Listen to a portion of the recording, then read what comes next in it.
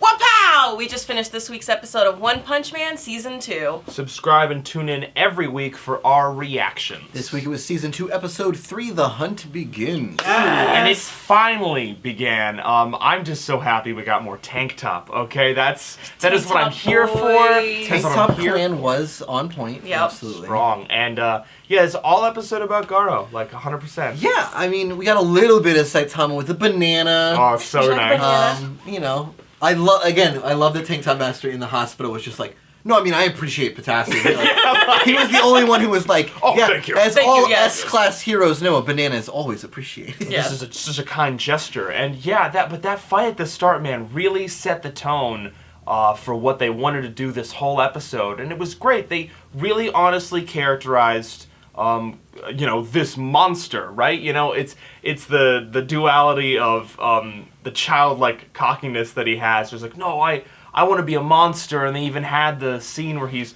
looking at the book with the kid, and he's like, I want to be like in a so book. Cool. Like I want to be a monster. And this episode just does a really good job demonstrating kind of this alternate danger there is in this universe. Like, we're so desensitized to like some kind of lion-shaped giant hybrid thing showing up and, you know, just wrecking a bunch of buildings, that having a human being character dangerous to all these heroes is really dark and kind of scary. Seeing him next to a child and then immediately cutting to like ambulance lights, you're like, oh my god, that's dark. I was so bad because like when we got to the scene, I was literally just waiting. I was like, just punch him, kick him, just do something. But no, he was just, I was like, okay, how are you going to be this quote-unquote monster, but you're going to be perfectly cool hanging out with this kid and arguing about like which monster and hero is cool in the book. He is the hero hunter. That's his thing. It makes it a really interesting thing, you know? He's got a goal.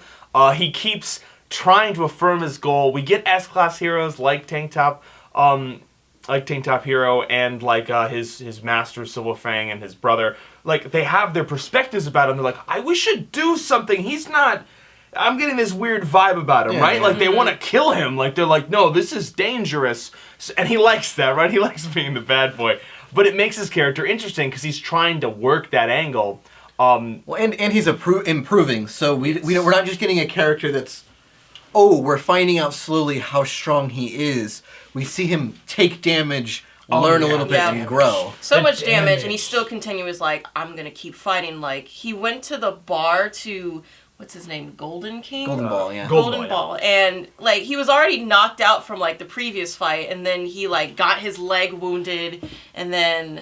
God, what was the sword dude's name? Exactly. Spring Stash. Yeah, so it's like there's just all these heroes that are coming. He's like, I'm down, but I'll keep fighting. He's a Super Saiyan. He's gonna keep getting. The closer he gets to death, the stronger he gets. Exactly. He just takes that leg hit and he's like, oh, okay, so I can't use that leg. This is fine. It's okay. All right, I'll deal with that handicap. I'm gonna grow. I'm gonna push myself and be as cocky as he wants doing it. It's just, again, like, we're talking. Obviously, this is a different kind of story within the One Punch Man universe, and that's what makes it kind of exciting and fun, because he's not stronger than Saitama. He's not going to fight Saitama. He just did, and he lost. Oh, no. Like, that's not what his story is about. His story is about how kind of, like, scary and creepy it would be if you had this sort of, like, human, or rather monster as a human, like, destroying heroes one by one in a malicious way designed to take apart the organization and how heroes act, as opposed to the monsters where no one's really super worried about the monsters because then all the heroes just attack them. Yep. Right? But when you have someone like Garo, it's a little bit more difficult to manage. This is more of a challenge for the heroes now. Which, if you wanted to like dig into it, like symbolically, we now have a human representing, the human monstrosity, which, puts in the light of he beat up the corrupt official. Like, they're showing dirty sides of humanity, and he's kind of like a balancing factor. Yeah. In the same way that he also, heroes shouldn't be big sacks of shit making, like, Fubuki is like, the anti of what Garo just presents as what he wants to take down. You get a little bit of that Stain mentality leaking Exactly, a little bit of that. And it's definitely, again, it's just interesting. And we're excited about it because, man, like, we love One Punch Man, but some of those characters can be pretty one note, right? Yeah. We talked about that where it's like, yep, they do their thing, and it works because then you angle that with another thing and it's a joke. But he is gonna be, and we know what's happening in the future, and we're pretty excited for that. And we're world building. Saitama is interested in martial arts. Yep. Maybe One Punch Man gets stronger. Who knows? I don't know. Let us know what martial art you think Saitama should learn in the comments below. And we will catch you next time. 眠れない闇